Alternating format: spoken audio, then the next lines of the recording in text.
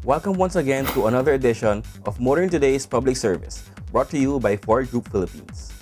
This week, we get a reaction from Atty. Cris Saruca, Traffic Director of the Metropolitan Manila Development Authority, about the responsibility of the wellness of our roads. The idea being sana magsama-sama yung mga service providers para meron ding definite plan. Kung maghuhukay din lang si PLDT on this portion of road, ikaw ba Manila Water or Maynilad? Ikaw ba Sky Cable? Meron din kayong plano maghukay dito?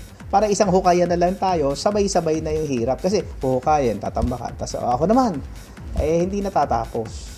So, ganun din, along with the DPWH. Halimbawa, maghuhukay ako ng drainage dito. Meron bang gustong maglagay ng cabling or something? Or drainage? Sabay-sabay na tayo. Hindi pa ganun ang nangyayari ngayon. Kaya kanya-kanyang hukay. There you have it.